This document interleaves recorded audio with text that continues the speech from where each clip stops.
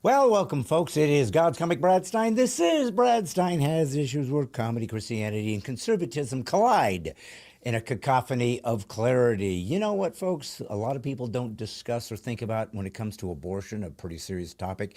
What about the men that suffer from that? The men that either had no option or desired it and then later regretted it. Well, we got a very special guest today, Greg Mayo, who wrote the book Almost Daddy. And he is somebody that dealt with abortion and the guilt and the shame and the difficulty of it as a man. And so it's going to be helpful to any man out there who perhaps has experienced this themselves or, want to help somebody that has. So that's why we are here. And it is, in fact, a special Brad Stein Has Issues because it is unique and important. And folks, I want to say hi because I just got back from Oregon. Now, I don't know if you're aware of this or not, but Oregon is not a big proponent of Christian conservatism in many ways. Now, there are a lot of Christian conservatives there. I ran into them as I was working with the Dove ministry that has been 40 years bringing pro-life pregnancy resource centers to young women there in Eugene, Oregon. And so we did a fundraiser to help them raise money to continue to do just that. So it's perfectly appropriate that I am home from that particular fundraiser only to be talking today about a man who experienced it from the male point of view. So thank you for coming up here. If this is your first time listening or watching Brad Stein Has Issues on YouTube, please like, share, subscribe, and bring this to everybody you know. We are trying to have unique guests. We're trying to have a very different perspective. If you know me as a comic, I hope you have some laughs. If you know me as a Christ follower, I hope you get some inspiration. And if you know me as the father of Wyatt Stein, who is my producer, my director, my sidekick, and one who oftentimes keeps me guessing as to whether this podcast is going to function properly. Please welcome my son, Wyatt Stein. Wyatt, I don't know what else to say other than here we go again. You don't know what to say, and yet you've spent the past 3 minutes saying something. Well, but that doesn't mean I knew what it meant. It doesn't mean it got anywhere. It doesn't mean that it made any sense.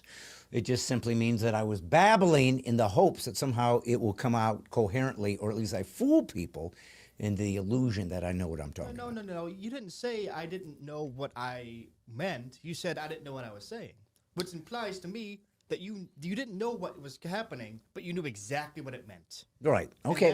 That honestly, I'm not sure that's worse. Honestly, like going through your entire life, not knowing what you're doing, yet knowing the consequences of those decisions. Sounds like a nightmare, man.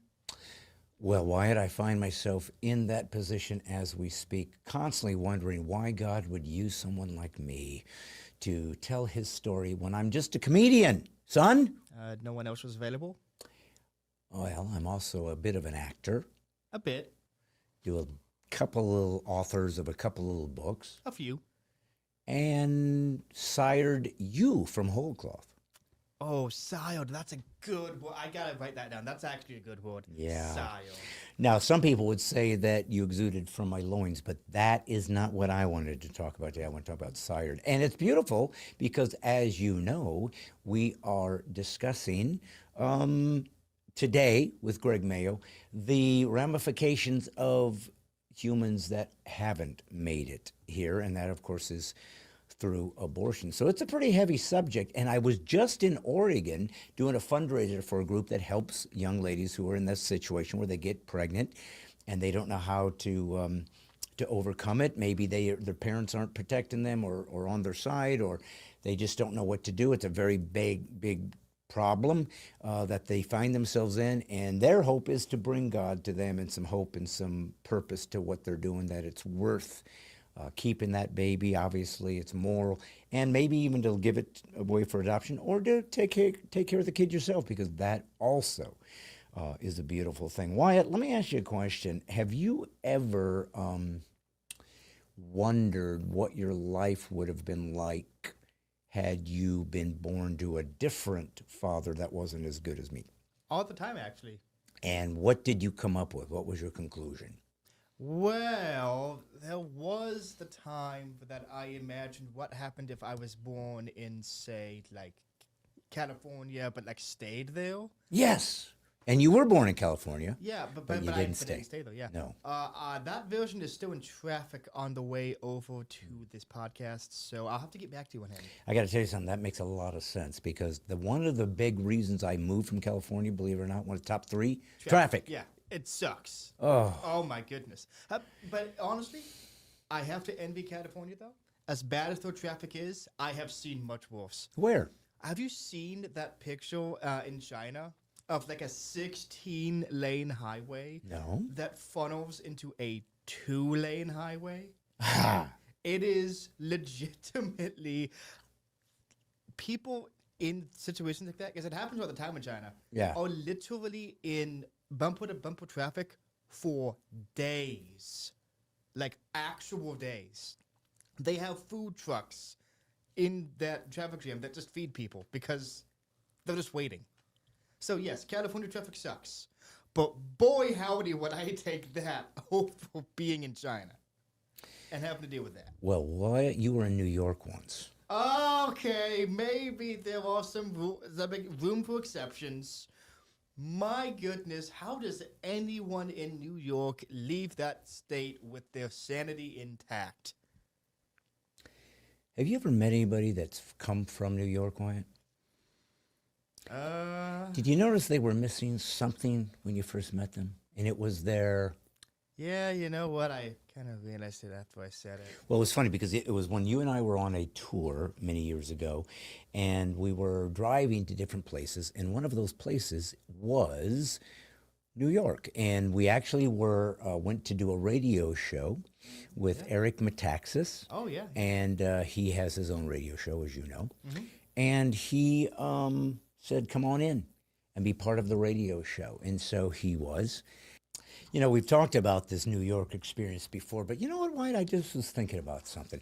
You and I, when we have these discussions, normally I stumble upon something that I was thinking about, or I talk about something that I was doing, and then sometimes I'll throw it out and say, what do you think about that? And of course, you'll have something to say that doesn't make any sense, and then I'll laugh, and you'll come back with a zinger, and together we sit there and analyze the world.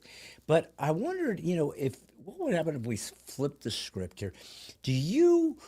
Anything come to your mind that you've been thinking about that you would ponder when it comes to just where you're at in your life right now, or what's happened in the last week, or anything that maybe you've seen on the news, anything that you might find important to discuss? And clearly, if you discuss it with me, I will give you the revelation that will change your life forever. So anything come to mind, and don't say, not really. I mean, if I had to pick one thing, it's the increasing divide that there seems to be between the country. Just everyone seems to be in one of two corners, and that's it. Now, would you say they are in the northeast corner or the southwest corner, or are in the northwest corner in the southeast corner?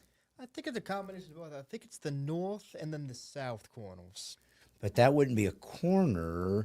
I'm picturing the blocks. So there's the north and south. I see. Whereas the corners have to be north, west, south, east. Well, that still leaves you with three corners. Well, so A shape has to have at least three corners, unless we're talking about non-Euclidean shapes, which we're not. all shapes need three corners? If they are in Euclidean space, then yes.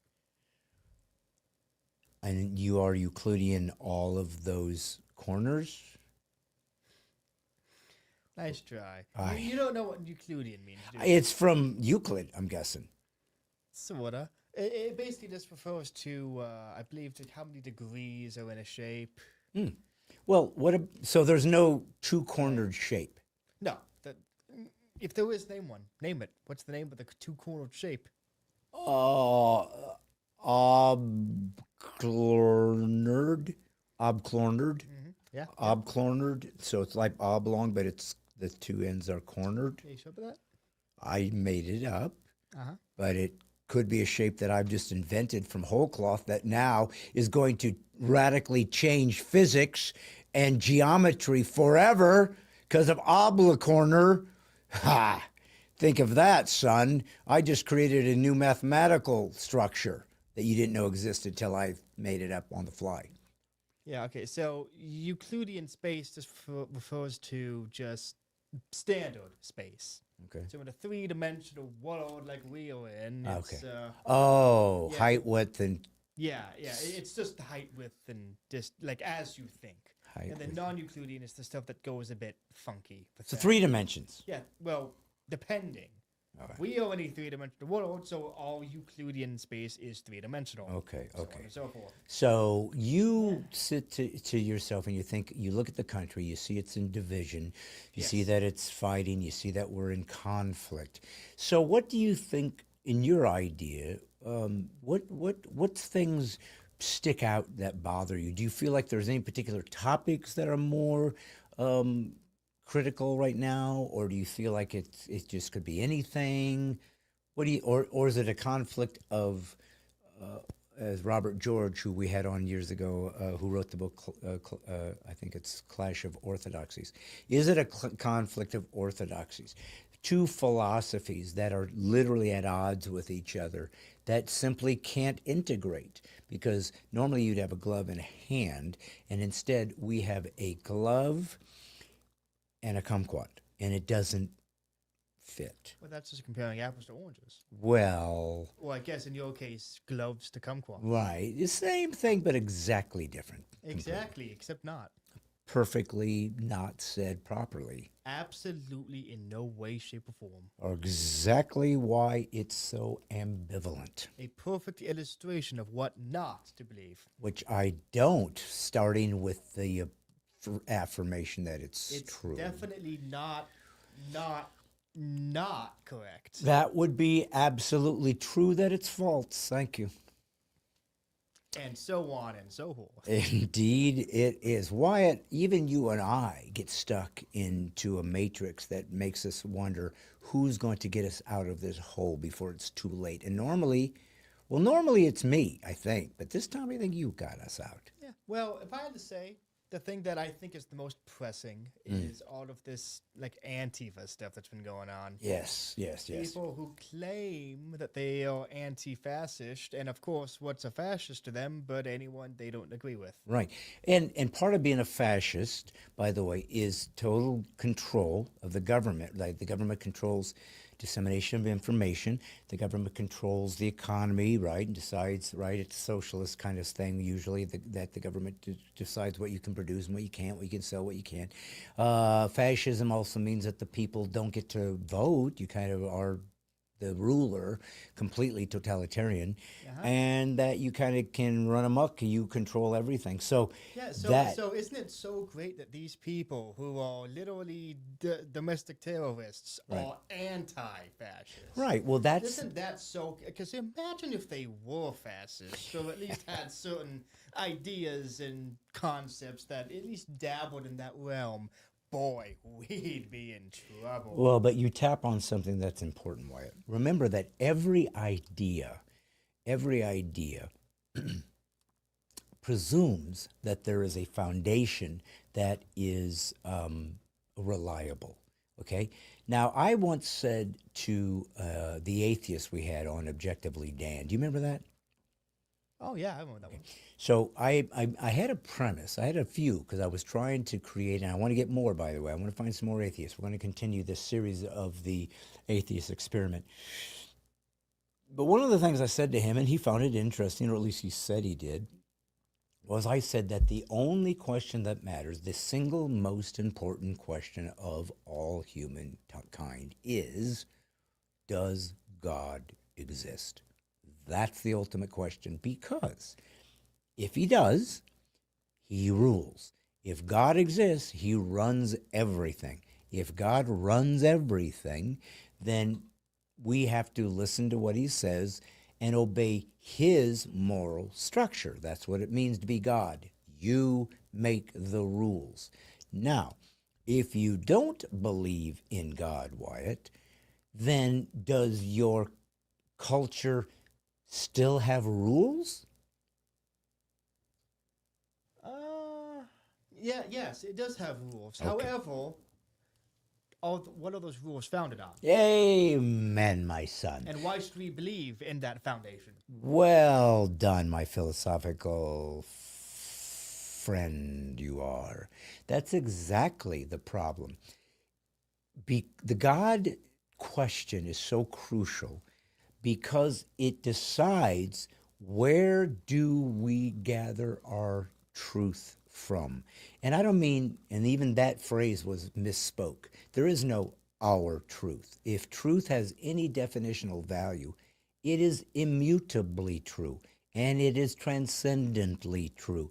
It exists even if we all die tomorrow, that truth remains. No one's there to analyze it. No one's there to put it into practice. No one's there to be to overcome it or to try to answer to it. But that truth exists because it's an idea that we as Christians believe comes from the nature of God. He is truth. So anything that is true emanates from his nature.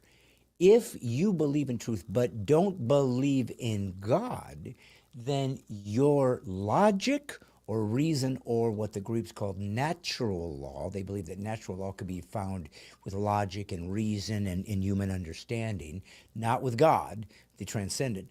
That's what they believe, that it would exist, but it's just because we can discover it. But it has no foundation. It's kind of just out there abstractly, and somehow we have to rely on it to be true.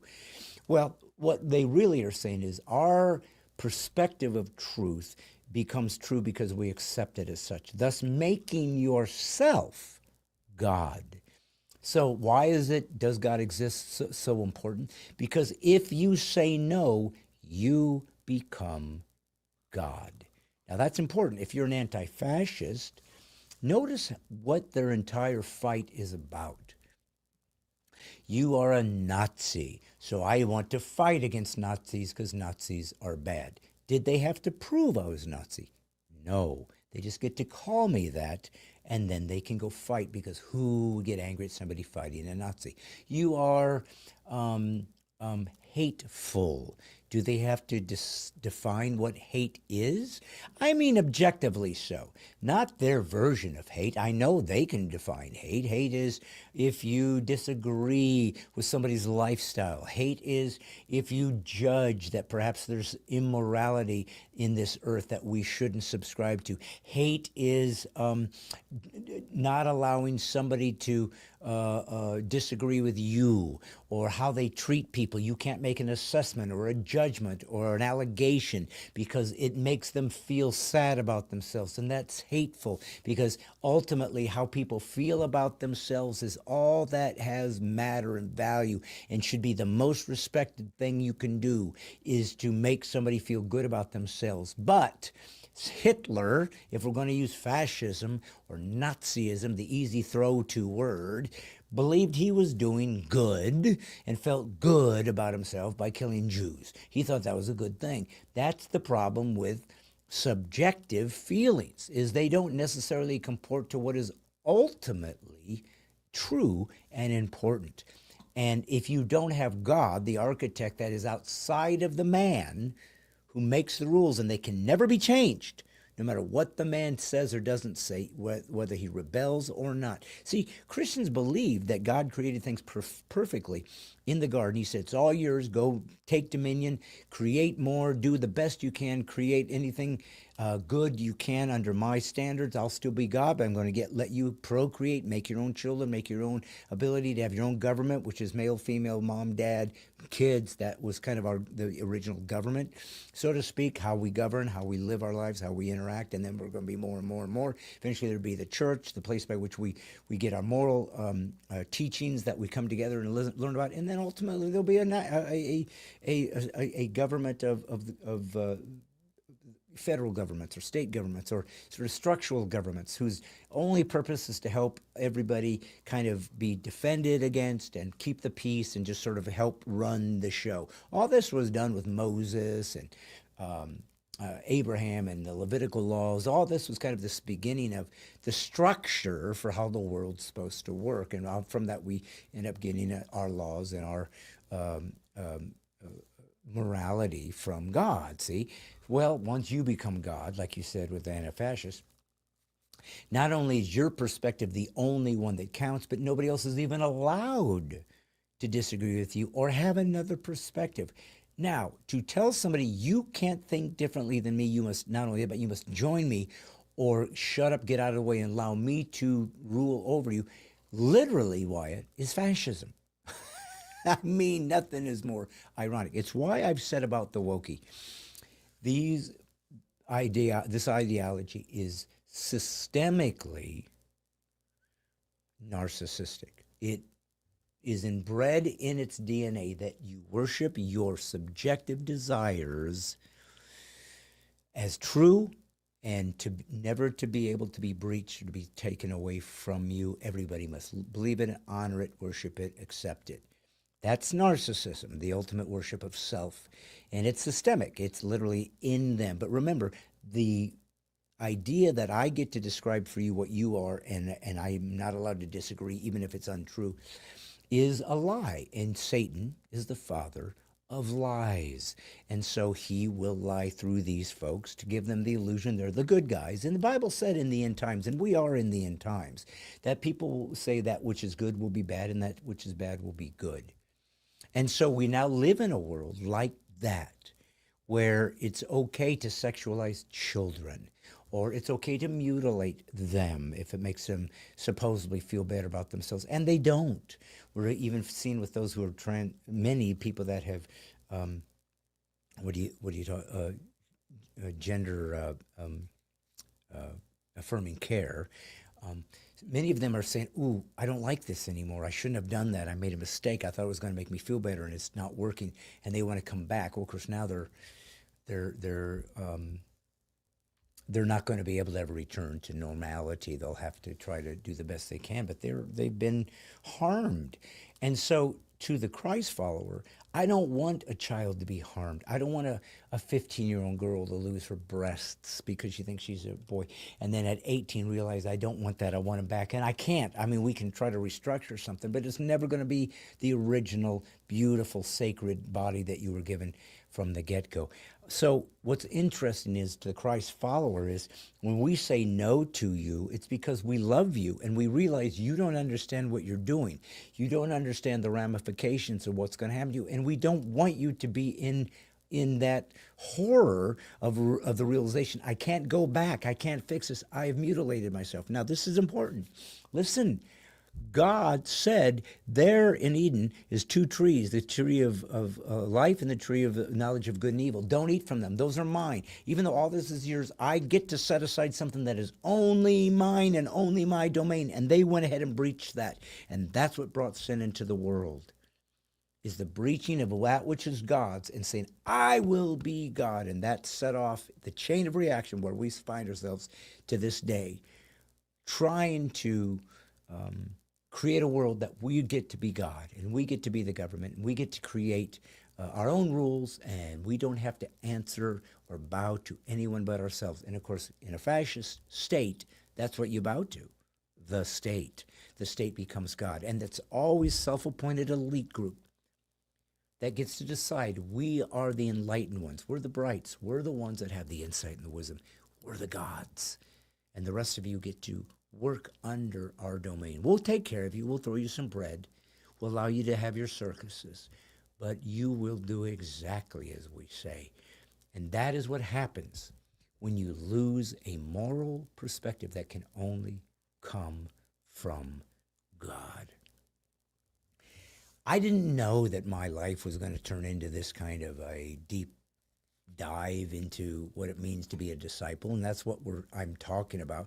When I come into your church, when I come into a group, a conservative group or whatever, to speak, and that's where they bring me in all the time, I'm there to try to say, become a disciple, discipline yourself, move from Christianity, where you become a believer and you get redeemed because of what Christ did, and it's beautiful, it's important, it's great. But then you're supposed to go forth and be a believer that learns and grows and understands the worldview and understands what is true and what you stand for, because somebody has to be true north. Somebody has to remind everybody Jesus was here, he left, he saved us. Let me provide you that information. And then I get to be Jesus now in my own little way, just like you need to as well. A lot of pressure, lots at stake. But I'm learning this, and it's where I'm at right now in my life. It's very difficult. Is one of the next steps that I'm really asking God for wisdom and clarity and the Holy Spirit to work in my life is this: to love my enemy and pray for those that despitefully use you. Now, that's what we were told to do. Jesus said, you've heard it said, love your neighbor. I say, love your enemy. Pray for those that despitefully use you. I'm not good at it, Wyatt. I'm not good at loving my enemy and praying for those. Matter of fact, Wyatt, do you have any enemies? I can't think of any. Do you have anybody that's ever despitefully used you? Oh, I'm absolutely certain. Probably. Okay. Did you pray for them? No. Yeah. It just kind of fell out of my memory. Well, that's what I'm saying, though. But doesn't it seem a little odd that that was what God would ask us to do? Why would God say, love your enemy? Well, because to love your enemy is to show them mercy. And that's what God did for us. I think my question is, why do so many people conflate love your enemy with ignore what your enemy has done?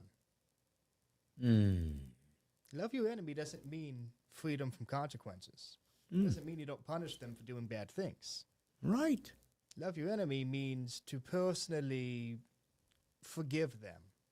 So you would say that maybe, let's just say Antifa, since you brought that up earlier. So let's just be very honest that Antifa hates Christians.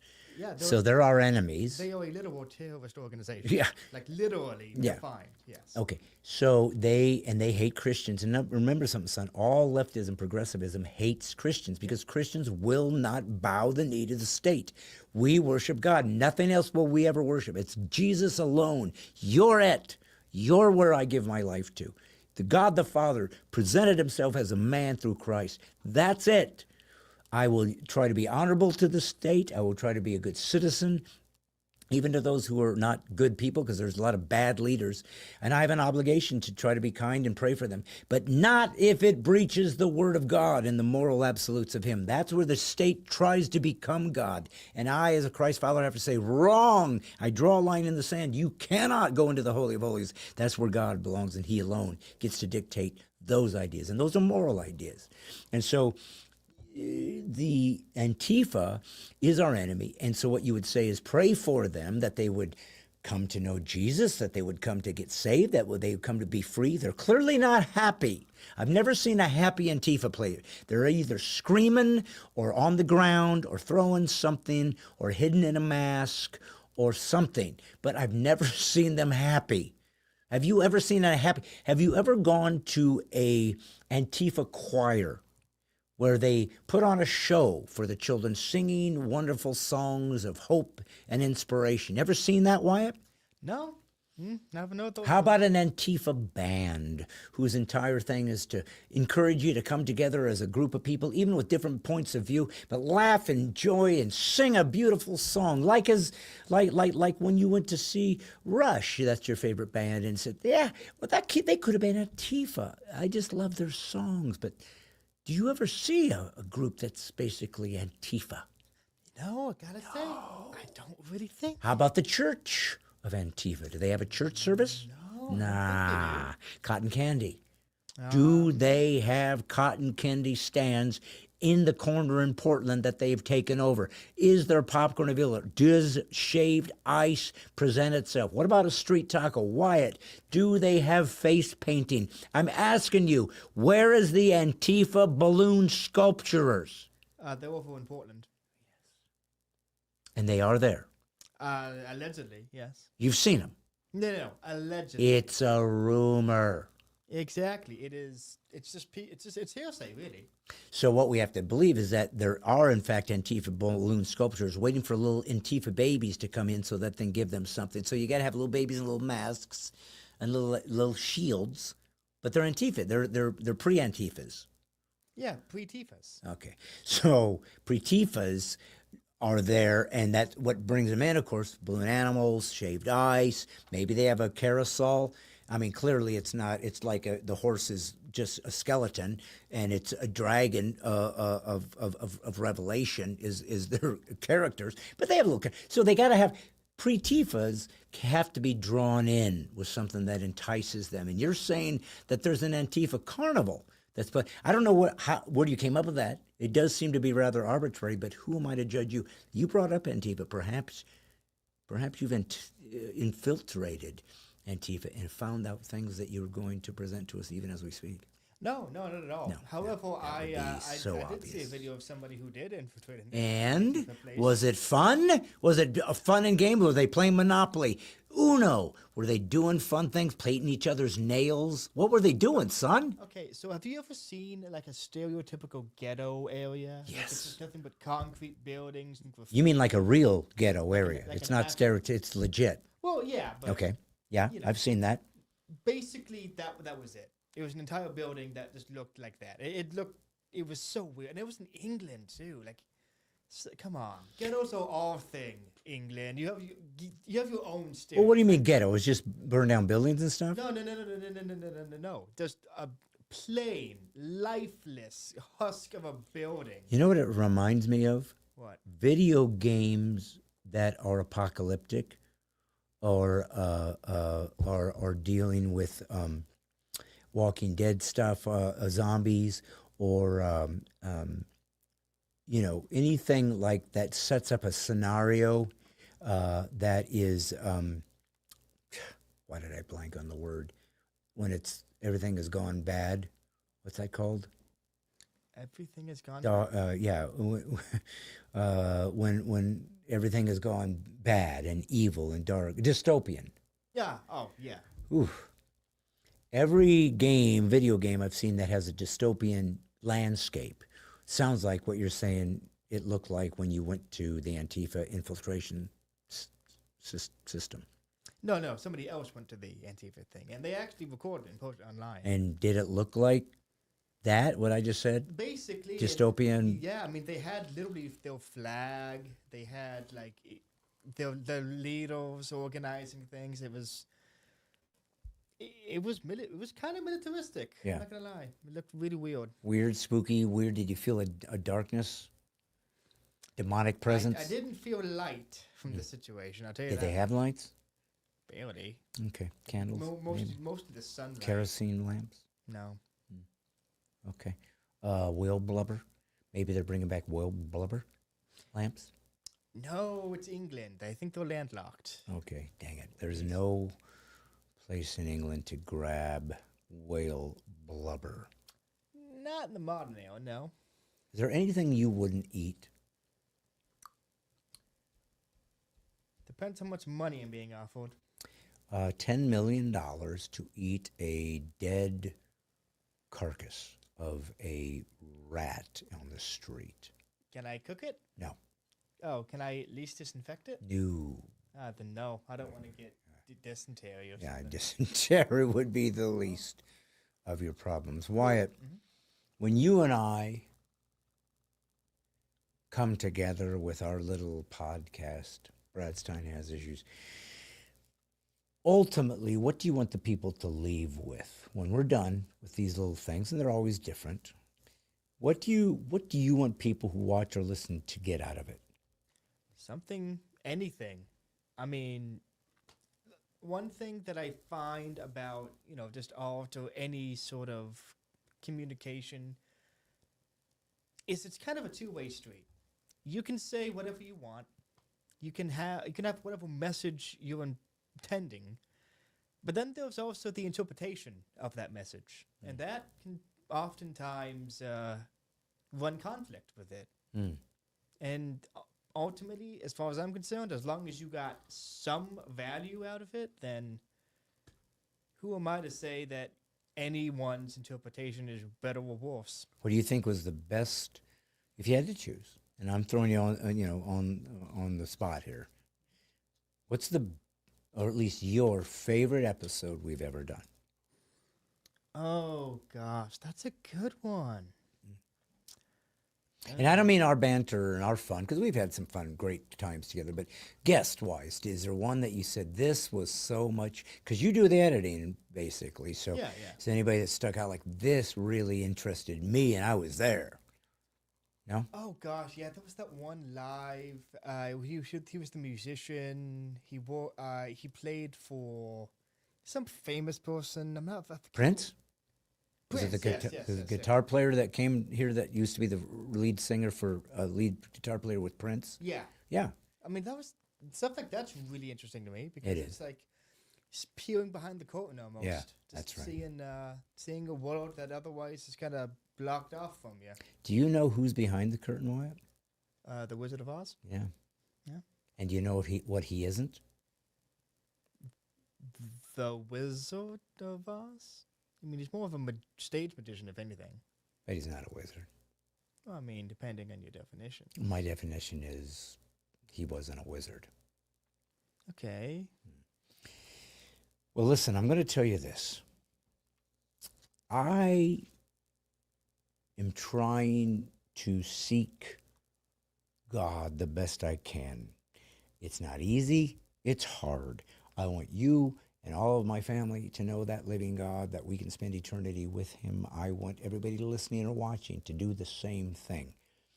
But I do believe that the world is at a very deep, dark, difficult, challenging crossroads, that we're at the end of all things. It's just so crazy what's out there, the things that have happened and changed in our culture, especially as modern as we are, with science and technology, where you'd think certain things wouldn't go crazy, like not being able to define male or female, or certain things that you think are pretty well established. It just says that something has gone awry with the human race, and with digital currency that can be turned on or turned off by a flip of a switch, depending on who you voted for, and the idea of AI, which seems very, I got to be honest, demonic to me, an entity that thinks with the ideas we gave them, that has a sense or a sense of a being of human, but isn't, that's been created from our ideas. It just feels like we're at the end. And I say, repent. I say, accept the Jewish Messiah that allowed all of us in, Jesus Christ, as your Savior. That's who I gave my life to. That's who saved me, and I don't deserve it. That's who I believe in. When I die, and it might be soon, that's who I think's waiting for me. Not because I can understand him or see him when I want him to, or even he shows up when I pray to him, but because it's the only thing that makes sense historically, that at least fits a category of what it must look like if God were here. He'd look like this. That's what I want us to do. And when you do that, the Bible says that the scales come off your eyes and you can see the world crystal clear, because the Bible is a revelation of reality. It allows you to see what is true out there. It allows you to see what is moral, what is evil, and what is good. And so today we are going to have a conversation with a man who experienced darkness through abortion. But you know, we've had Victoria on numerous times, Victoria Robinson, I'm sorry, and she is coming up again here in a couple weeks. But her whole ministry is to help people who have gone through abortions to overcome them, women that have suffered with it, as she did.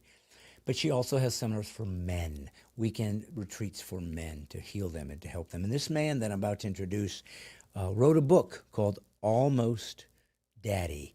And I was introduced to this man by Victoria Robinson, who said, you need to talk to him about his experience and what he went through with this particular subject.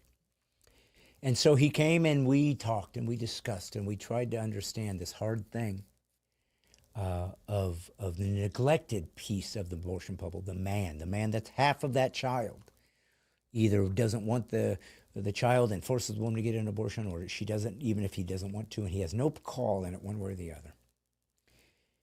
But it's evil to kill a baby, and it's evil to destroy a life.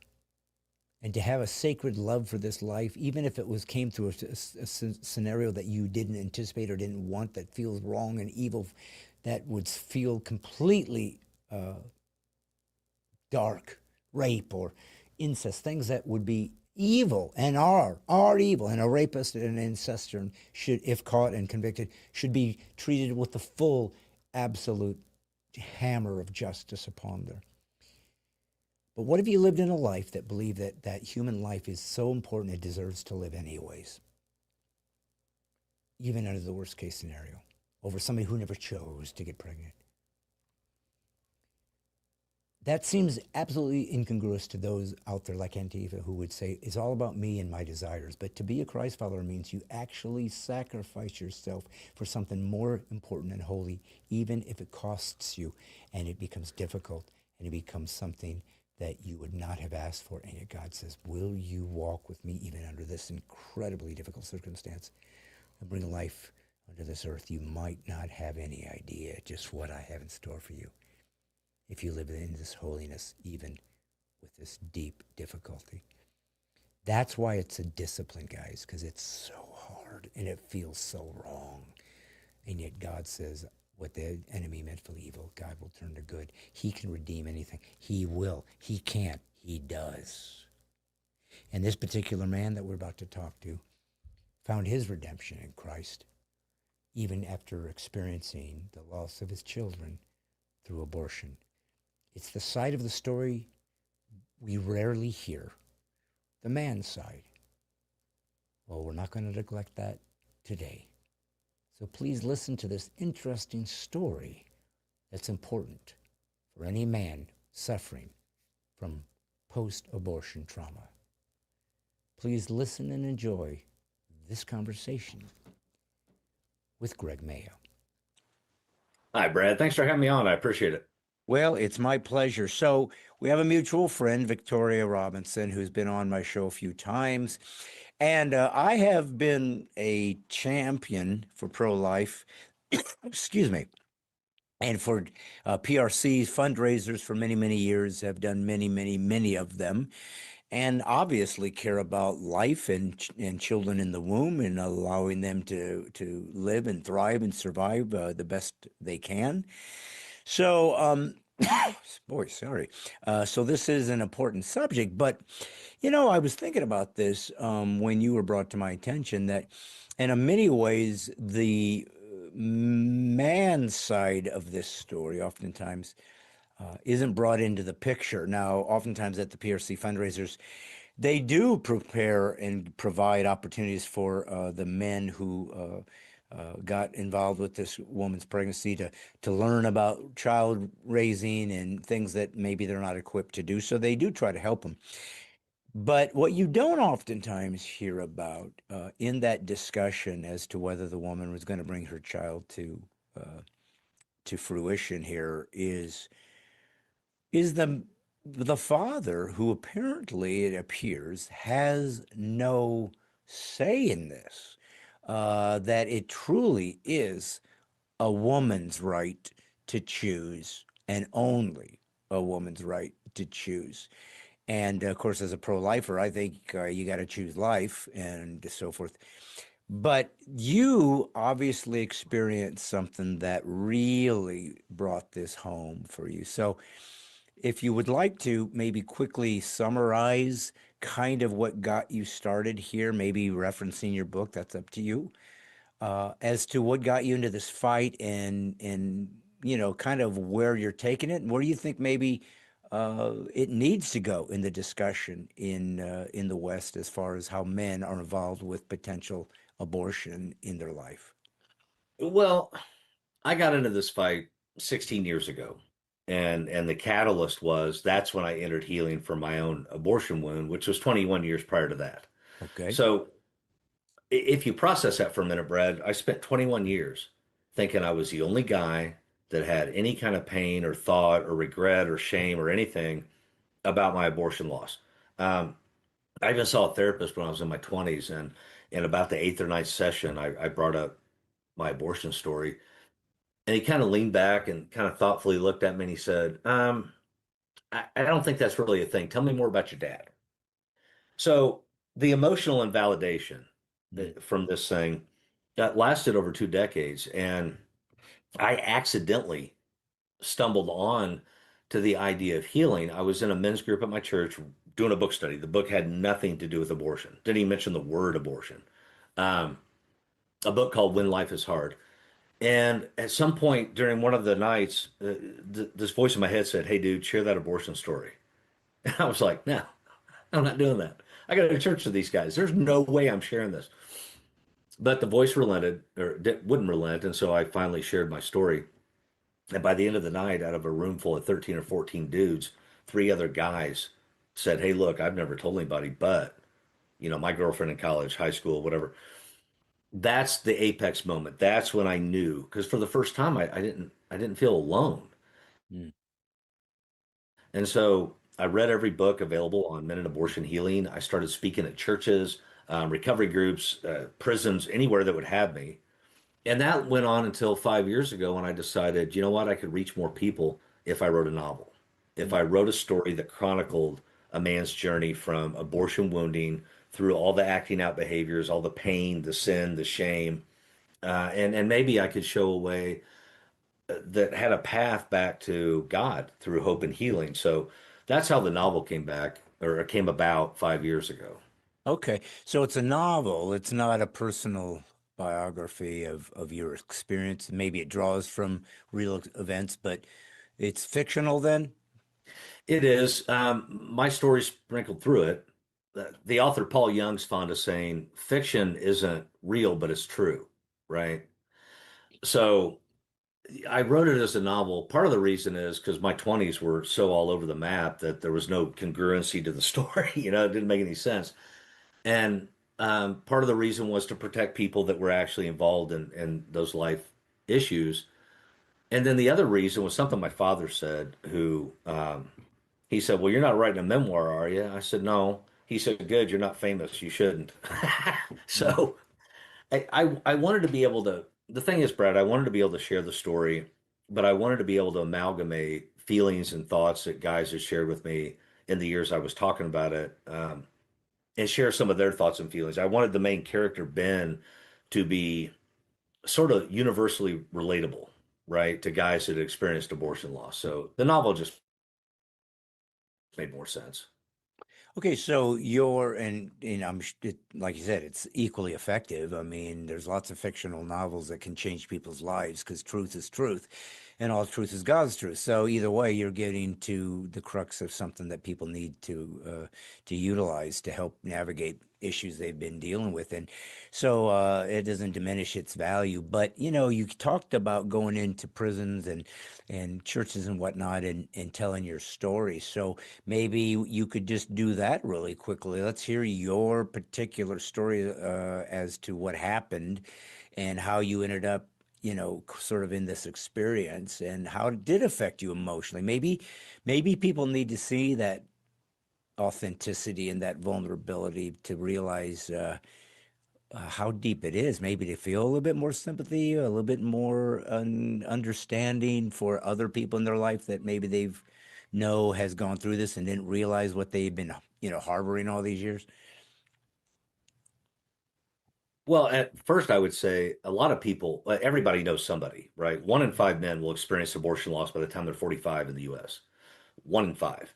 Um, that doesn't matter in your church, at the local pub, at the ball game. It doesn't matter where you're at. One in five. So when people say, "Well, I don't know anybody that's experienced abortion loss," I'm like, "Well, you do. They're just not talking about it." And that's really important to note.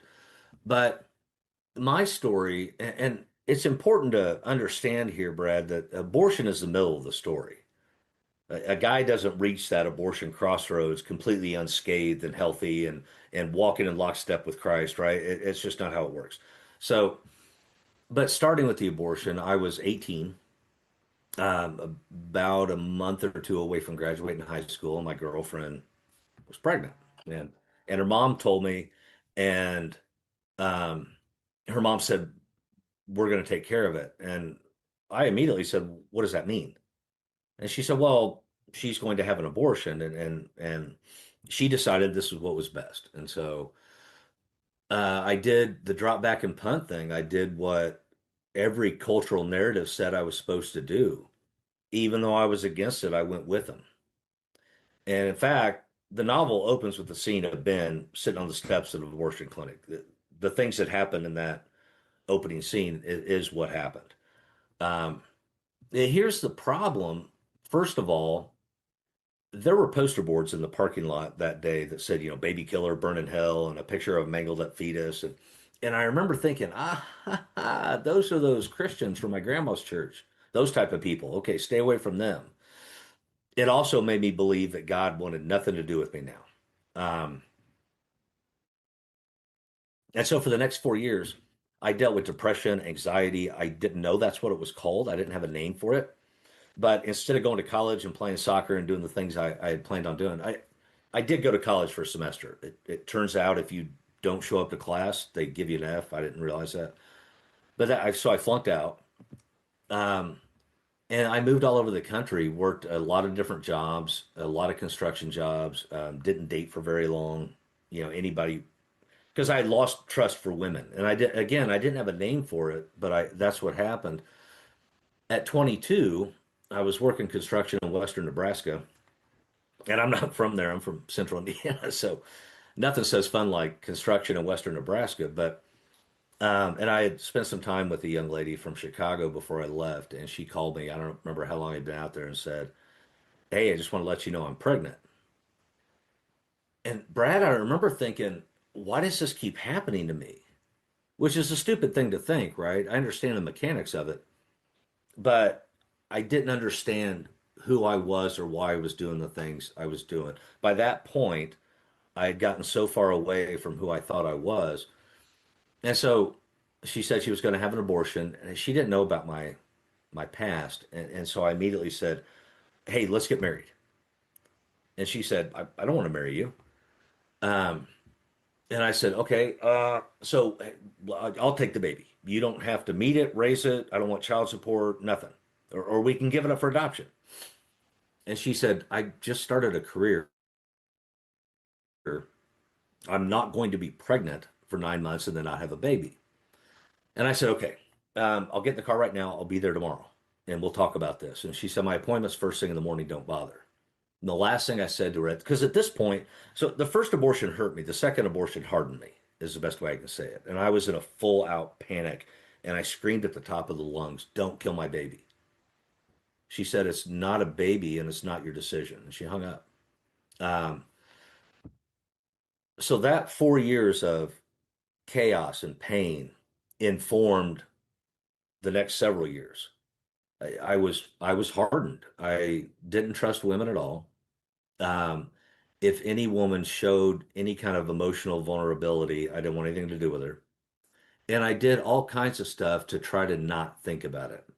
I got into some really risky behaviors, cliff diving and motorcycles and bungee jumping and kayaking and rapids and I just anything I could do. And I realized now that I was just trying to feel something, right? Because I spent so much of my time trying to stuff down the emotions I didn't want to deal with or didn't know how to deal with that I did this other stupid stuff just trying to feel anything. Does that make sense? Mm-hmm. Of course. Well, so you had Um, experiences that in this, one of which you were kind of along for the ride. Now, you weren't a believer, you're saying, I guess, at this point. So you didn't have sort of a moral check yet as to if this is even something that you're supposed to participate in. So I guess in that regard, it maybe it felt less wrong, maybe, or whatever. Is more like you said, it was like the culture. Well, that's what you do. We're not ready for this, so we just take care of it. Though it did sound like you were kind of curious that maybe we should not. I don't know. I mean, I'm not trying to put words in your mouth, but I do want to get a foundation for your perspective because there's going to be men listening or watching this or women who are believers that have done this or have had this experience, and they maybe feel mhm. even extra shame because it's like I knew better or at least believed differently and still succumbed to it. So I just wanted to kind of make sure people understood. So you weren't a Christian, so in some ways there you didn't feel the same moral compunction to stop this as perhaps you would have had once you became a believer. Is that accurate? Well, kinda, and I'll tell you why I say that. I was churched up until I was 14. I was just wrong churched. Um, I went to a church, well, my grandma's church, and every Sunday I found out a new reason I was going to hell. I wasn't good enough for God. He was always going to be mad at me. If if he was in a good mood on the day I died, I may get into heaven, may not. Not sure. That was the understanding of God I had. And I had been abandoned by my father at 6, and then my stepdad at 14. I so I assumed as much as I wanted a relationship with God the Father, I didn't understand exactly who he was, and I didn't think that was possible. So that was the kind of spiritual place I was in at 18 years old. I knew there was some kind of God, but I didn't understand.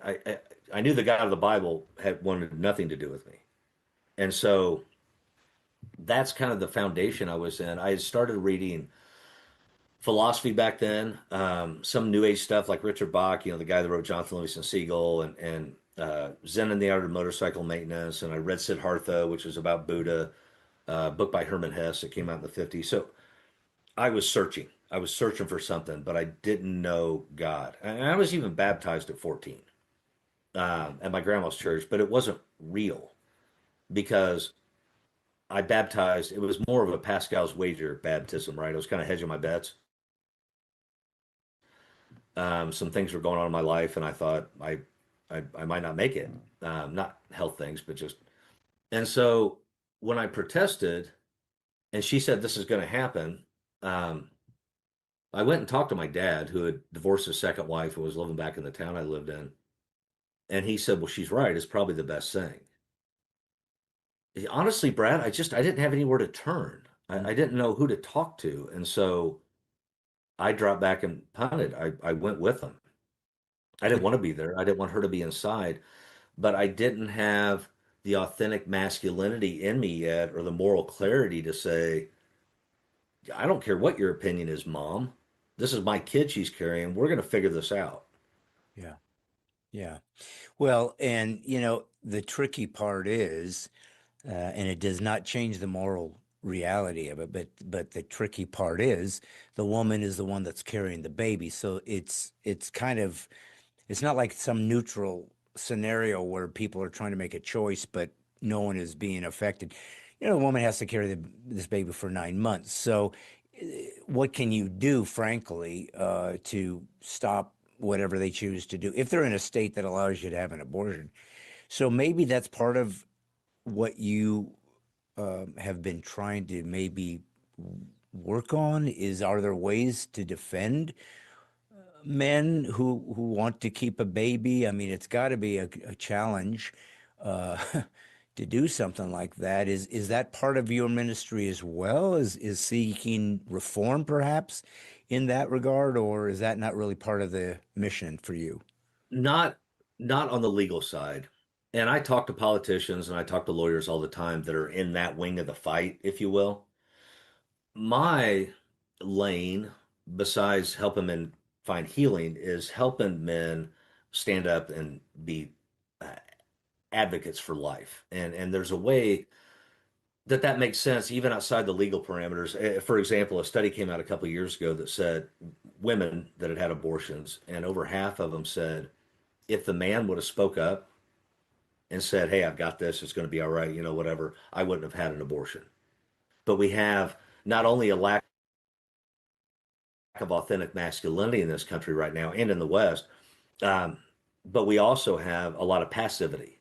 So men are taught and have been for over 50 years, you don't have a voice, you don't get a choice, shut up, sit down, do whatever she wants, all the things that, especially the younger generations, they believe it wholeheartedly. They don't even think there's another option. Yeah. So, one of the big things is encouraging young men to step up and say, hey, we're going to figure this out. The other thing is, and I have 4 sons that are all adults now, and I have this conversation with every one of them, and I have the conversation with all the kids I coach soccer, when they're in high school. Um, Abstinence isn't some square, outmoded idea from the 1950s. It really works. You don't have sex till you're married. Now, I don't stop the conversation there when I'm talking to young guys. I explain, to the best of my understanding, the biblical reasons for not having sex outside of marriage, the soul connection, that we become one flesh, all the things that the Bible talks about.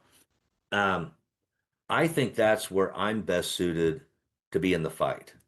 I did a talk 2 years ago, I guess, and the state I was in, the attorney general was there and spoke before me, and he and I got to talking afterwards. And I told him, I love what you're doing.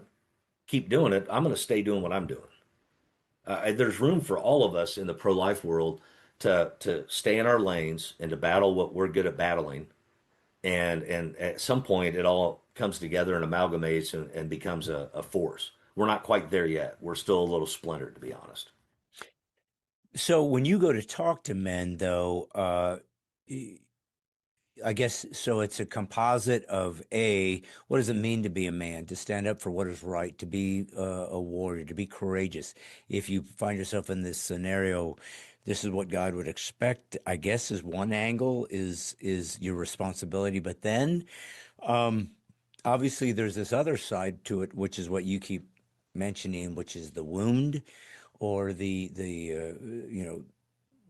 problem that arises emotionally, physically, mentally, spiritually when you've basically gone through the a loss of a child is what you've have had happened to you. So I guess that is something that are you saying is neglected oftentimes in churches is men having that place to go and try to navigate their feelings and not understand, how to get through it? And do you have some techniques, some specific things that you've learned that got us taught you to help men heal in that? Because maybe it's different a little bit than women who also experience these things post-abortion. It's very different for women. Excuse me. When I went through healing, most of the books I found about men and abortion healing were written by women. I've been married 25 years, man. Men and women don't talk the same.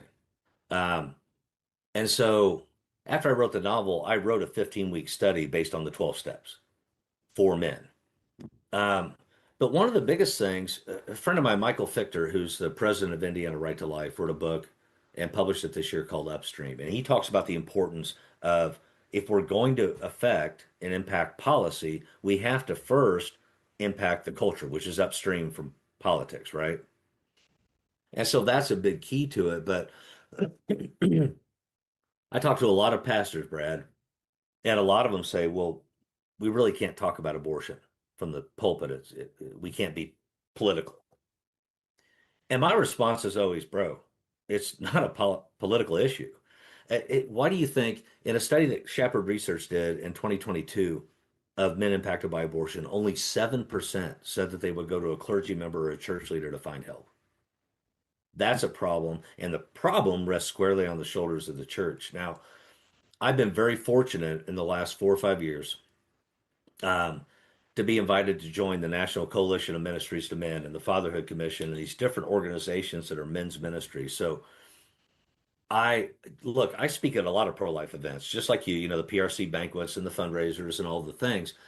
But I also speak at a few Iron Sharpens Iron events every year and Noble Warriors and other men's conferences because these men, and every time men come up to me after my talk and say, hey, look, I've never told anybody this, but when I was in college, when I was in high school, whatever.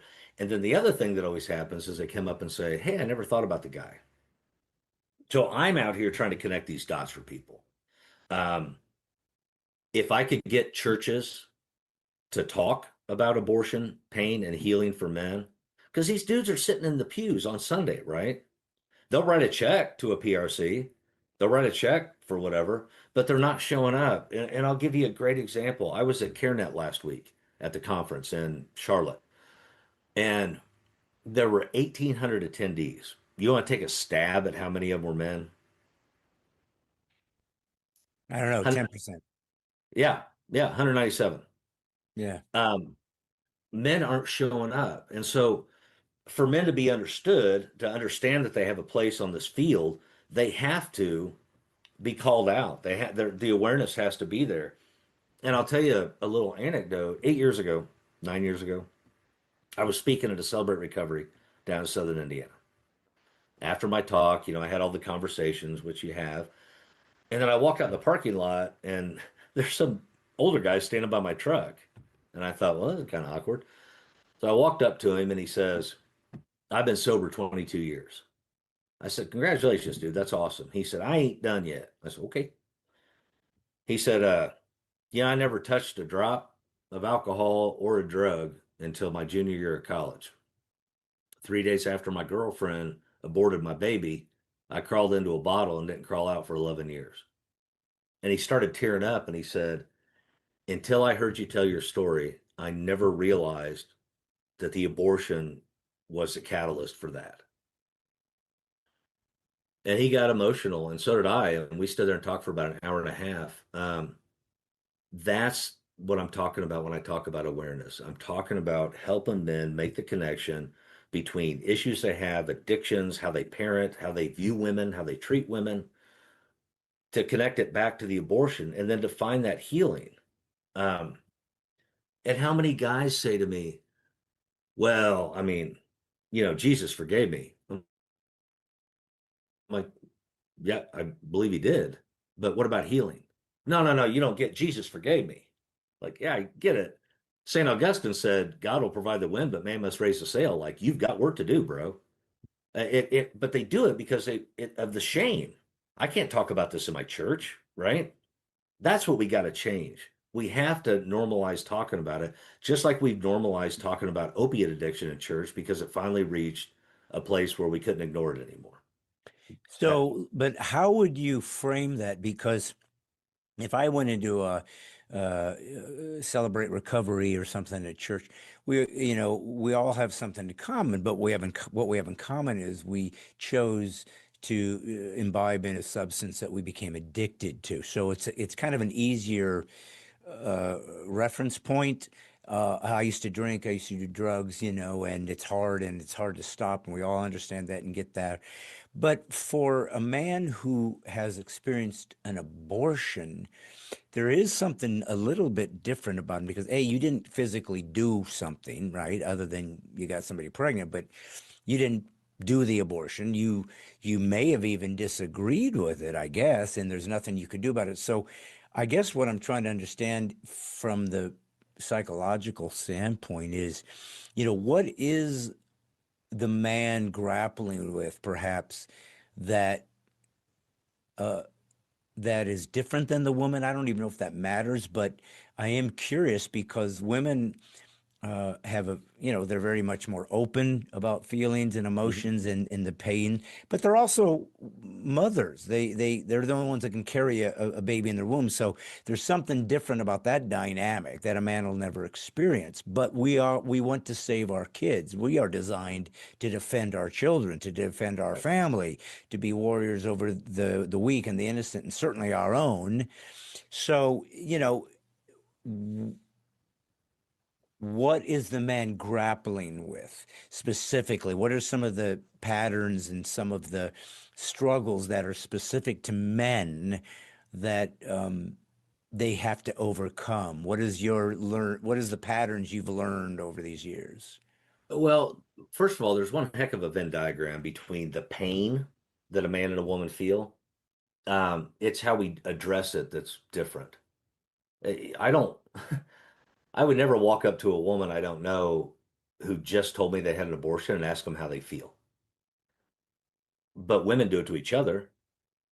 If I'm going to talk to a man, like in a PRC that I'm working with, I'll ask him what he's thinking and get him so it's those little nuances, right? As far as the variant, men are dealing with the grief of having lost a child. And I talk to people that are on the pro-choice side, and I say, okay, you say the man didn't get a feeling about the abortion. What if there was a couple that was friends of yours and they had a miscarriage? People talk about we're pregnant, and what if she has a miscarriage and they're both upset? Then do you console them or tell them, don't worry about it? Usually that ends the conversation, Brad. People haven't thought through it that much. So they're definitely grappling with the grief. And whether you fought against it fought for it, forced the woman, didn't know about it, whatever. Every man I know is grappling with toxic shame. And we know the difference between healthy shame and toxic shame, right? Healthy I don't. shame, healthy shame's from God. It says I did bad. Okay. Toxic shame is not from God. It says I am bad, meaning I'm categorically flawed and unredeemable. And most men I talk to, that's what they're dealing with. In that same study I referenced earlier, 71% of the male respondents said that they felt pain, emotional pain after the abortion loss. And 82% of them wanted to talk to somebody or said they could have benefited if they had someone to help them. But only 18% said they knew where to go, right? It it's that disparity in numbers. So you combine the emotional invalidation of you don't get an opinion, you don't get a say in the abortion decision, or you don't get a feeling after. And Mm. you look at any of the stuff I published nationally and look at the comment section, which my wife keeps telling me not to do. But the stuff people say, I wrote an op-ed in Newsweek a couple of years ago that was just about men and emotional healing after abortion.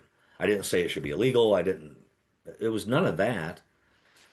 And the comments, most of the 2,300 of them were some of the most vile, wretched stuff I've ever read. And I told my wife, I keep reading them, not because they bother me. I could care less what people think, but because I'm looking for that guy who's sharing his story or who makes some comment about his pain so I can reach out to him.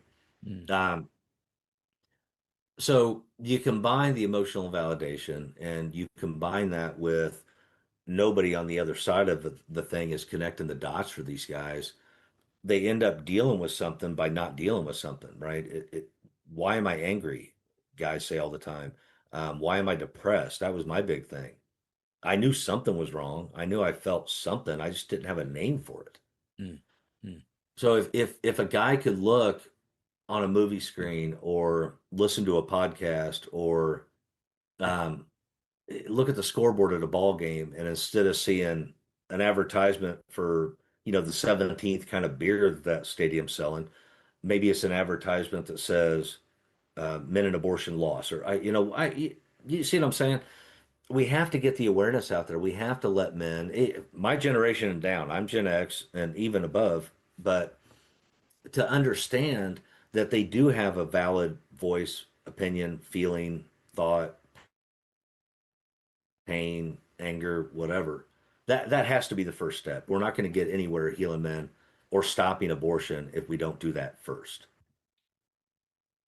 Well, and I mean, the other problem though is that men in general, struggle with sharing their pain anyways, no matter what it is.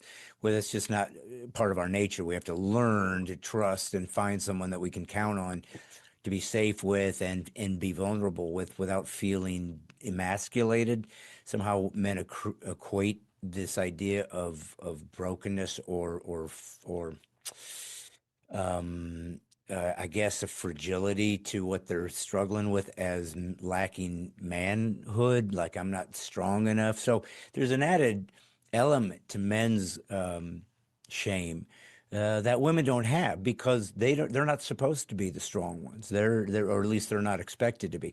So when a man who feels like my entire job is to be the warrior that has on the armor and there are no chinks in that armor, and I can't show that because otherwise they can't count on me or they can't trust me, and I just don't want to share that. I don't even know what I'm doing sometimes, and I'm scared sometimes, and I'm afraid to say anything because I feel like I owe them their emotional stability by not showing any flaws.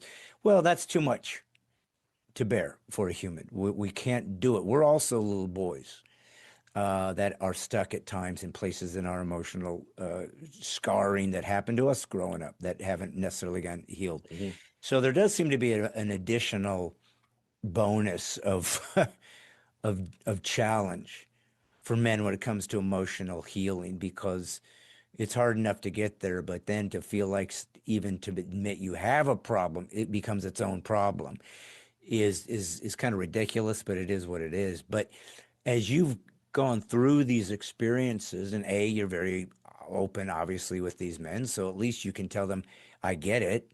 That's the first step, that you don't feel like you're alone or you're crazy because you have these feelings. Like, no, man, thank God you have these feelings. It means you're human.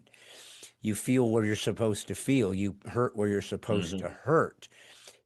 Now that you've gotten it out, now that you've found out God will, in fact, forgive you, God will, in fact, come alongside you and get you through it. So that's good. You feel like, okay, I can get, I fell off the horse, get up, brush it off. But now I got to get busy. Now I got to get back to work. How do I start putting these pieces together? So, what do you start teaching these men? And I'm sure each one has an individual story that might be a little different here and there, depending on their family of origin or their particular historical issue that might be different than somebody else's. Certainly, it'd be different, like yours, where the difference between even you went along with a woman to get this out of the way so you guys could both be free from it to I don't want my kid dead and they did it anyway. So same result, but probably two different emotional experiences that one has to grapple with, especially when you become a man of faith and now there's a moral guilt to it. So how do you kind of begin to help navigate these men back to wholeness? So, first of all, and I talk about this when I teach PRC staff, the first thing is meet them where they're at. Like you said, everybody's got a different past, a different story, different experiences and levels of understanding. I can't meet you where you're at unless I figure out where you're at. So the very first thing is we got to have a conversation. I've got to ask you questions. I got to let your answer inform the next question, not read off a checklist, right? And really begin to understand you. I I've had guys who so one of the big things that follows abortion loss is porn and sexual acting out behaviors, right? If a guy gets in touch with that early, I got to get him with one of my buddies that deals with porn addiction because that's not my gig, right? We got How to deal with that. how does that? I mean, just I want you to keep talking about that, but I'm just curious. How does that correlate to the pain of abortion? Is pornography, or is that just simply like any addiction, a means to hide the pain or escape the pain, or is there something specific to that particular issue and abortion? Yeah, the connective tissue between porn, serial sexual relationships, whatever, and abortion is it's the illusion of control. Okay. Um, Many men talk about after an abortion experience feeling out of control. So Mhm. they enter this illusion world, this fantasy world of pornography, or really, if you think about it, Brad, really short sexual relationships with women that last a week, a few weeks, whatever. That's a fantasy land too. You don't really know them, they don't really know you. It's this illusion you've created, and you can keep up whatever character you've made for a few weeks or a few months. So that's the main connection that I see between the two. But guys they get in touch with it, and about 40% um, in studies have got in touch with some kind of sexual addiction or dysfunction after an abortion loss. The other thing is substance abuse. Um, the first few times we get together, if you're high or drunk every time, we got to deal with that first. We got to get that fog lifted before we can move forward, right? But so barring that kind of thing, when I sit down with a guy, that's part of the reason I did the 12 steps as a study for men because they're so elementary simple, but they can be as deep as you want. And they're from the Bible, right? So you start off with the first step. There's a problem and I can't control it or I can't fix it. Okay, that's simple enough. We can come to that agreement in our first session together. But then we move on the next week. Okay, but I think there might be something bigger than me that can help. Okay, that's we can get there. And we march on down the line, and the 12 steps naturally lead us to a place of spiritual balance and dependence on God. And that we can do all the psychological healing you want to do. But at the end of the day, to be fully healed and fully a man, we have to have that reliance on God. We have to understand that we are truly forgiven and then yield to the Father. So for me, that's the process. Now, there's an organization called Support After Abortion. They have a 6-week study called Keys to Open Healing. It's a secular study. meaning there's no mention of God in it whatsoever. And I've taken virtual groups through that book. Um, it's kind of like a recovery 101, for lack of a better way to put it. It's just an intro. Let's get the ideas and the terms, and then ultimately we'll go through something else, either my thing or now, Victoria Robinson, who you mentioned, she's got a men's retreat coming up in November. I started telling guys about that. If maybe that's the gig that makes sense for you, maybe the weekend long thing. So, but the 12 steps, and a lot of that's from my background. When my dad divorced his second wife and moved back to the town I live in, I was probably 15. He had been sober, I guess, 10 years by then. And he said, "Do you want to go to Alateen?" And I said, "I don't know. What is it?" He said, "Well, it's for children of alcoholic parents. My drinking probably screwed you up." And so, at 15, I was introduced to the 12 steps and stayed with him through ACOA. And anyway, so it was just a natural for me transference into abortion healing. But the problem is, just to put a bow tie on that, Brad, is that I think a lot of organizations, including a lot of well-intentioned PRCs, they want a formula. They want an easy to follow formula for reaching men and healing men. And the truth is, there just isn't one. Um, it takes a little more attention to who this guy is because guys and their issues are all over the map, as you mentioned earlier. Yeah. Um, so this is kind of a maybe an unanswerable question because it's kind of silly in that, we all know that male-female relationships are difficult, necessary. We love each other. We want each other. We need each other.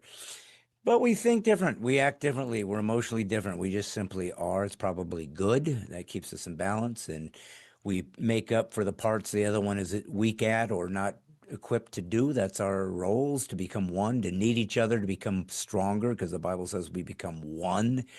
So we are necessary for it. It's the only way that you make a baby is a male and a female. So the power that comes with procreation is sacred and holy and beautiful and amazing, and responsibility. Um, but so I guess what I was going to say was, but it's important to say, even if there's not an easy answer, is, you know, I don't know that therapeutically men and women can always take the exact same path just because we're affected differently. Mhm. We're healed differently, because we think that we're just not, I don't have to uh, keep going about that. We know that. Nevertheless, we want to help each other and we want the best we can. And sometimes it's just maybe just being there, and resting with them and saying, let me fight with you or whatever. But there's women watching right now. There's women listening right now who perhaps have a son or a husband maybe that had this in his life or whoever, it doesn't matter, who maybe wants to help or assist the man. Uh, is there a way you can help women listening to maybe understand kind of the difference in what a guy might be grappling with that wouldn't be as instinctual to her? And is there ways that she can at least try to help alongside and move them along to getting that healing? Is there something a woman can bring to the table here? Because I'm sure there's some asking right now. Well, how do I help so and so? I don't know what to do. I'm a girl. So what have you discovered? Well, I think one of the first things we have to understand is that most PRCs are staffed by women. Yeah. So I get this question a lot. Most of the time, if a guy goes into one for healing, he's likely going to find a woman. That's starting to change, but it's very slow, right? So I get asked the question a lot, and what I tell women is not learn how to talk like a man, but understand how he receives information. Mm, Like we talked about a minute ago, don't ask him how he feels if you just met him. mm, Ask him what he thinks about the pregnancy or what he thought about the abortion, because that'll get a man starting to process and problem solve, which is what we want to do, right? Fix everything. Um, so that's the first thing. And the other thing is an example from Job. And I've been married 25 years and it works with my wife. Now, of course, after all that time, she can sense when something's wrong, just like I can with her. And sometimes it's just sitting there It's just being with him, right? Job's buddies did that for a minute, and that was the most beautiful thing they did for him. They just sat with him. Um, a man feeling like he's not alone, and a woman, the woman in his life, or a caring woman, his mom, his wife, woman at a PRC, whatever, that goes a long way to just feel like that they care. Because there's value in men's healing in a woman's presence. Like you said, the balance, right? Women process it differently. Men approach me after events and share their story, often for the first time, because I share my story openly and authentically. And so that gives them permission. But a woman, um, learn how to men receive information, but also be a woman, be that emotional sort of balance. And I find that women that can do that are very effective. Victoria's very effective at it. Sheila Harper with Save One, she's very effective at it. It's when women try to treat men like women that we start having problems. So, what do they do differently, though? You said they're effective. So, well, how do they approach it exactly that you're saying has been works? They don't try to be men, but they understand how men receive information. I guess that's the best way to put it succinctly. And that's the key for any woman out there. Listen, understand how the man you're trying to reach and help receives information. Men are pretty simple. And as far as how we receive stuff, if we feel like we're being nagged, or what Freud called you're being a devouring mother to it, right? Just overwhelming and overbearing with you need to this and you need to that, and why don't you start going to this place and go to this meeting? And that's not going to work. If you try to meet a man and you're at the beginning of the process, you can't compel him to open up with feelings. He's not going to right away. Most men, if they open up a little bit, they feel the cold wind on that nerve and they close up as quick as they can. So it's not complicated, but it's not easy. It's just understanding how men receive information, meeting them there, but not changing yourself into something you're not in order to try to reach them, because then that becomes inauthentic, Mm. right? If I'm talking to these lawyers I deal with that are they both write for the Harvard Law Review, dude, I'm not a lawyer. I'm a college dropout.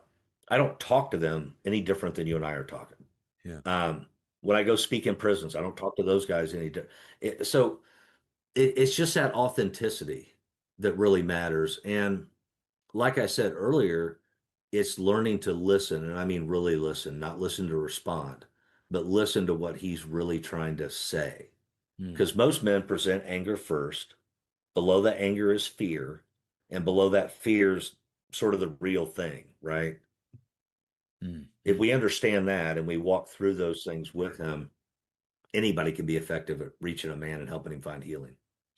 So, how does a man then treat another man? I mean, we understand our shorthand, so we can oftentimes, assist in whatever the guy's going through. But it depends on you. I mean, if you're broken and you're not a healed guy and you got all your junk, you're not going to be much good to anybody. You kind of got to get, squared away first. But, if a man kind of is moving that direction, he is a healer. He's somebody like yourself, perhaps, that has gotten into ministry, is used to helping men. What would be the best way for them to approach another guy in this situation other than hear him out? But what can they bring to the table proactively to share the load with him, basically, so that they feel like, whew, it's giving me a little relief here for a second. Thank you. I needed somebody just to hold that for a second. So honesty and authenticity, still the first thing.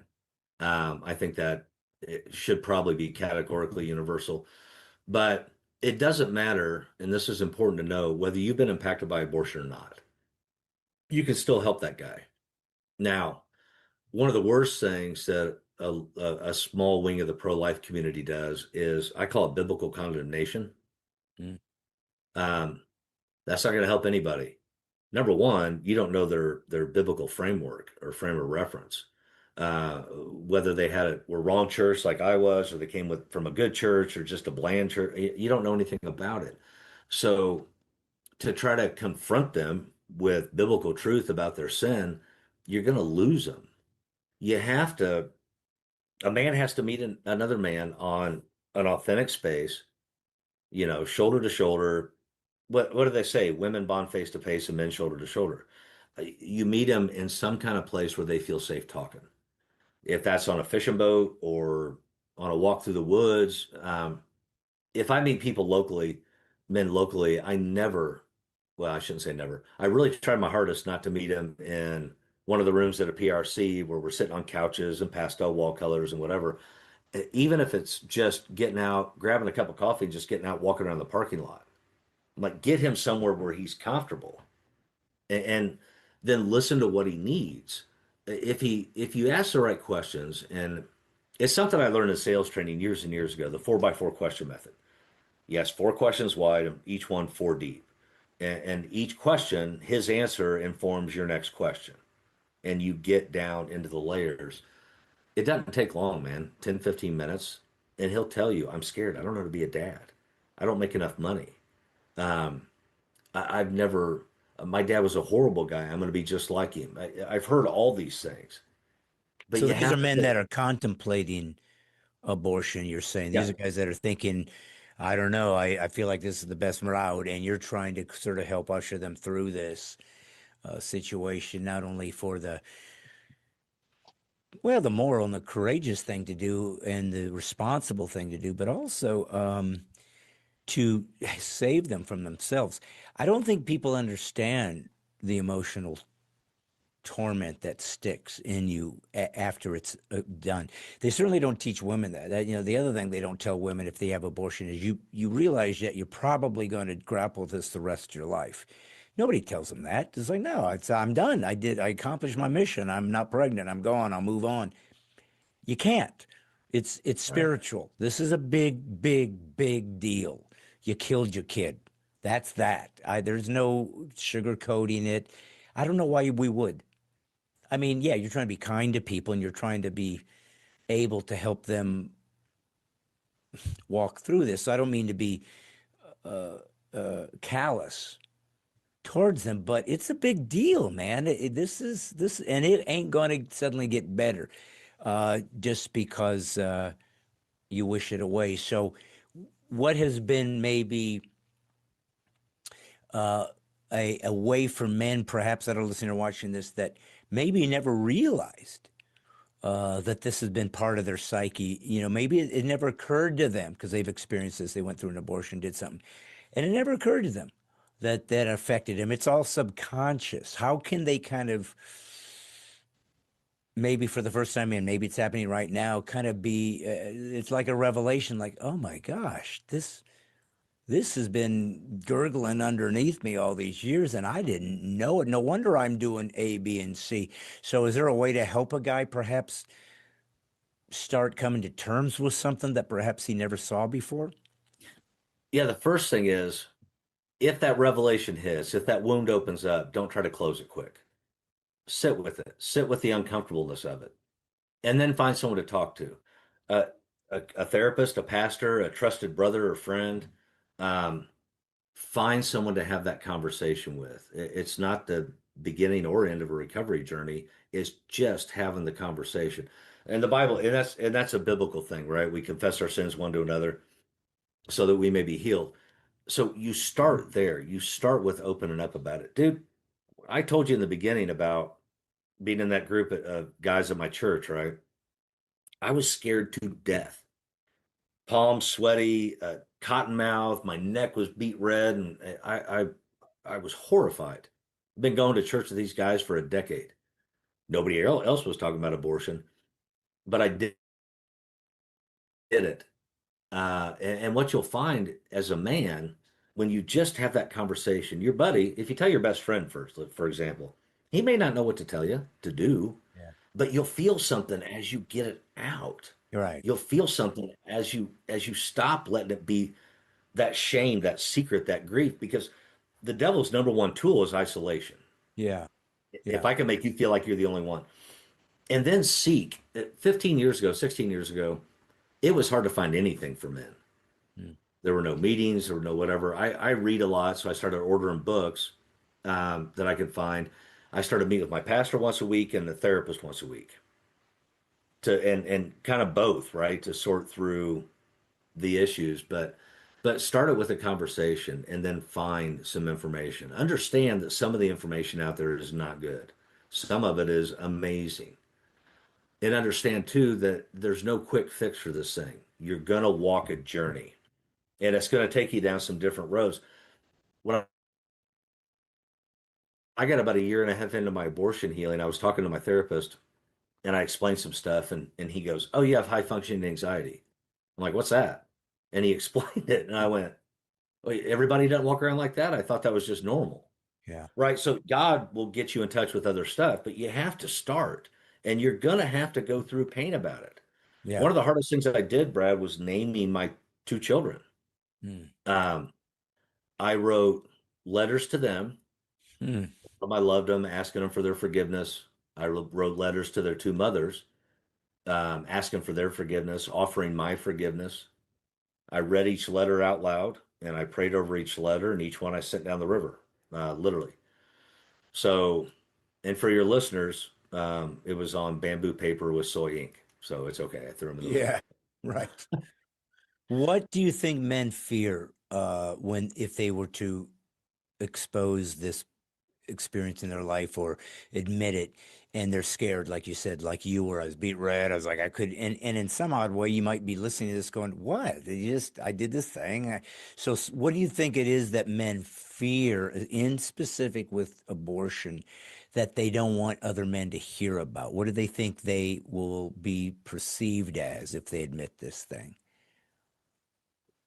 Either weak or monsters. Okay. Um, if I, a good friend of mine is a guy who pushed for the abortion. Mm. He didn't get into healing until he was 69 years old. He knew what he did. He knew he forced her to have an abortion, and he was afraid to talk about it. He didn't want to be perceived as a monster. Yeah. Um, so it's that, and then it's the condemnation. Am I going to get it from my church? By sheer divine providence, and I don't use that term loosely. The first date I had with my wife, I told her about the abortions. Like, who does that on a first date, right? Yeah. Um, so when I finally entered healing 11 years later, she already knew. But that's the other thing. They're afraid their wife's going to know. Man, I was at a conference, I won't say where, but a ministry leader was there. He had an abortion in his past. His wife didn't know. His adult children didn't know. Nobody on his ministry team knew. He came up and told me after my talk, he was afraid. I'm Mm. going to lose my position. I'm going to lose my standing. People are going to judge me.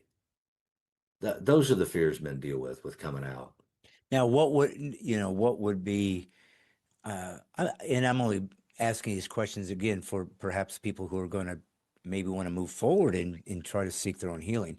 So just to help them have a little bit of a lay of the land. So, what would a man who, let's say a woman got pregnant and then she chose to get abortion, he said, I don't want you to, and she still does it. Well, he certainly isn't the monster now. He tried to stop it. So what is he fearing? Just the shame that it happened, the shame that he got a girl pregnant and didn't follow through with his responsibility to be a husband.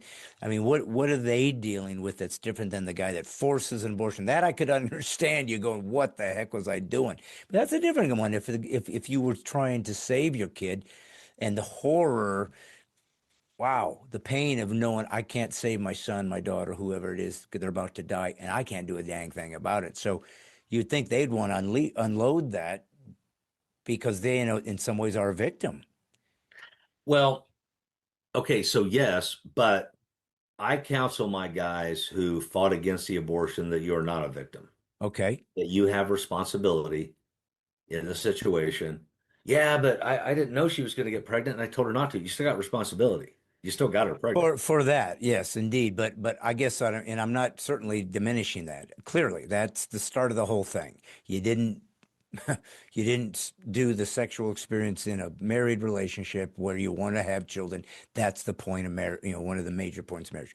So I'm not diminishing that. I'm talking about though, if you said, I don't want you to do this, I want to keep this, please, please, please, and then they do it, that's still a little bit of a different dynamic than the guy that didn't care or kicked her out or enforced it. That's all I'm saying. And maybe it gives them a little solace. It does. It did for me at first, and I think it does at first. But when you really dig into healing and recovery, and you really start taking that long look in the mirror, I'll give you an example of the second abortion, right? When I really that she was the hardest one to forgive. Mm, mm. The girl in high school, she was a kid just like I was. And her mom was trying to protect her from being pregnant in high school. And I'm not justifying anything she did. I'm just saying it was easier to understand. Mhm. The adult woman, 22 years old, 23 years old in the medical field that chose abortion, that was harder to forgive. Yeah. But here's what I realized, Brad, and here's what I talk about the personal responsibility. It's not just, well, we had sex when we weren't married. It's when I said, well, marry me. And she said, I don't want to marry you. Dude, of course she didn't.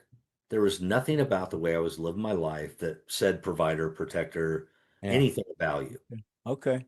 And so those are the things you struggle with. And the other thing is, if I fought against it, I didn't fight hard enough. It still happened. What did I do wrong? What could I have done better? What did I miss? Um, should I have gotten in my car Mm. that night in Grand Island, Nebraska, regardless of what she said, and beat sheets across the Great Plains to get to Chicago? Um, I struggled with that for years, the guilt about that. Why didn't I just get in my car anyway? Yes, logistically, the mathematical probability of me making it was almost nothing, but I didn't even try. Mm. Would Mm. I have tried if I was still in Indiana? It's all those second guessing. Um, and that triggers a lot of shame and that causes a lot of shame. I didn't do enough. I wasn't any kind of man I should have been to be a provider and protector. Mm. So maybe that influenced her decision because I was such a sack of spam, right? Okay. Nothing against spam. I love spam, but you know what I mean? Yeah, yeah. Okay, well, that makes sense, though. I guess if and it does kind of come full circle with what we were discussing initially was, a man has a role to play in marriage and a responsibility that we take seriously, and we want to be that guy. And so perhaps if he, in some regards, realizes he created the scenario that allows his kid to die, he's going to feel that, and he's going to feel responsible for that. One of the interesting things about recovery, like you were talking about, especially for men to grasp, is is the healing and the relief and the freedom that comes with confessing your sin. It feels counterintuitive. It's like, no, the moment, especially with pornography, the moment I tell these men, I've been addicted to pornography for all the thing, you just feel so embarrassed and ashamed and a freak. And what is wrong with, oh my God, Hmm. because somehow, because men aren't normally getting around talking, having a few beers and talking about masturbation. So, it feels very much like, I don't think anybody grapples with this but me. If this is a Right. man's addiction, it just because it feels kind of dirty and weird. And so you think to yourself as a man, and not just with that, but it's a big one, pornography, is you're going to be ashamed because men are going to look at you like, what? What is wrong with you, man? Just get a girl or whatever. What the heck? Man up or whatever. And what men don't realize, and it's a beautiful thing, is you finally get the courage. Okay, I got to say it. You know, I'm addicted to pornography, and I don't do, and I don't. And waiting for the men to just lose their crap and go, what? And you're just stare at these men going, oh, that's all you got? Well, I see your pornography addiction. I raise you three hookers, and you know what? And suddenly you realize, holy smoke, this is normal. Most every guy has struggled with this thing. It's certainly with porn in some f- frame of reference, Yep. whether they are deeply addicted or just uh, dabbled in it. It's about as common as you can believe, and I'm talking about everybody. Yes, that pastor that lionize and look at and whatever, very likely has had a pornography issue in some respect, and it just Yep. seems like what very common. Doesn't make it better. But what happens is what the enemy wanted you to keep inside as shame because he had a lot of power over you when you had shame, and it stifled your freedoms. It stifled your ability to go deeper in the faith because you felt like, well, I'm not really worthy of it. And they'll discover that I don't, I have no access to the holy ground because look at this junk in me. And all these guys are saying, "Oh, it's all right. Let me show you how to get there." Oh, no, no, I've been through that path. Follow me. And you go, "Oh, the thing that I held back thinking it would destroy me by exposing myself was where all the freedom lied all along." Yep. Because the guys are saying, "Oh, dude, join the club. Let's roll. I'll help you through. Let's fight." And you're like, and the enemy has to flee. He's like, "Dang it. The only thing I had over this guy was this lie that confessing this will destroy him instead of heal him." And we've fought for it. Men don't want to expose their weaknesses. We don't. And yet it gives us more strength than anything else maybe we can do is exposing it one to another. And James says you do that, you'll get healed. You Yep. get healed, confess your sins one another and pray for one another that there's healing. So I guess that's something I wanted to leave with men, and maybe you can elaborate if you want, but going to one of these meetings and really just biting the bullet and having the courage to feel shameful in front of a man out of your mouth uh, will change your life for the as long as it's a legit group that understand the parameters and how to be safe and how to but that's if you go to a AA or Celebrate Recovery. They know how to do this. That's their Right. training. They'll make sure you're okay. Anyways, well, what would you leave men with then who are listening, watching this as to their next step? Maybe they want to know what to do now. Maybe you have a website or something that you are doing specifically. Maybe there's a group you'd like to recommend. Certainly get your book, but go ahead and speak, if you would, just as we close out to anybody wanting to move into this direction for the first time, how to get started, how to get there, and how to get on the other side. The first thing I would say is don't fool yourself any longer. It's a real thing. It was a real child. When I talk to guys now, Almost Daddy, The Forgotten Story is the name of the book, but I tell guys and who are abortion minded, dude, you're already a dad because she's pregnant.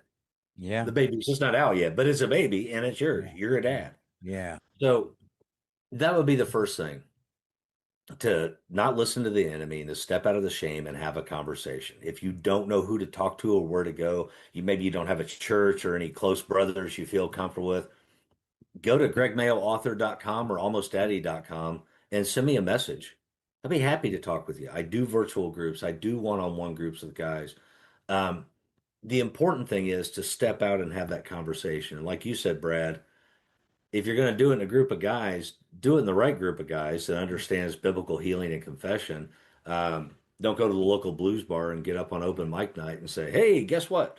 yeah. Um, which I've had guys do similar stuff, which is why I say that. But yeah, reach out. I'll have the conversation with you and try best I can to point you in a direction.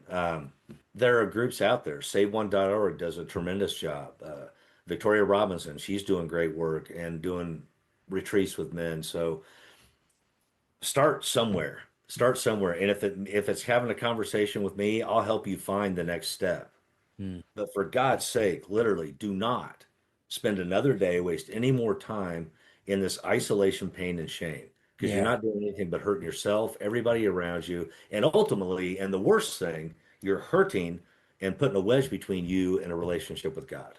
Amen. Yes. Well, put. Thank you for your courage and for your sort of revealing yourself to others so that they can maybe have the courage to join you. Listen, guys, gals, abortion is a horrifying thing, but there is healing, there is hope, there is a way out of the other side. And here's the deal. If you've experienced that, yeah, the tragedy has taken place. You can't erase that. But what if you were to use this experience to not only get healing, but to go heal others? Think of the legacy you're leaving this child that you never got to meet yet. You'll see them on the other side. They're there, they're good. Uh, and in their name, maybe you can heal a lot of other humans that get to come into the world and get to participate in life because of the sacrifice that this child suffered that was no fault of their own. Well, listen, you can do that. You can find re- redemption even in this difficult thing and actually make a difference and heal a lot of people. And that's what it means to be a disciple. You're crucified, literally. You die, literally. And guess what? You get resurrected, literally, so you can heal others with your sacrifice. That's what it means to be Jesus, which is exactly what he commanded us to do. We get a turn to be Jesus, and this is what it costs. Hard, but it's worth it, folks. Well, listen, as you know, if they ever say you're being politically incorrect, I always say thank you for the compliment. What a wonderful thing to know that you're a truth teller and nothing self censors you, especially as a Christ follower. You're the last truth teller on earth, and you have to be the righteous ones. You have to be the ones that show others that there is a way to live supernaturally and naturally. It's not going to be easy. That's what makes it worth everything. Me, I'm just a comic that loves to talk to people who can help others. Hope I helped you today. Thank you, Greg Mayo, for coming on. And folks, I'm here every Monday doing what I do, putting the woke back to sleep. See you later.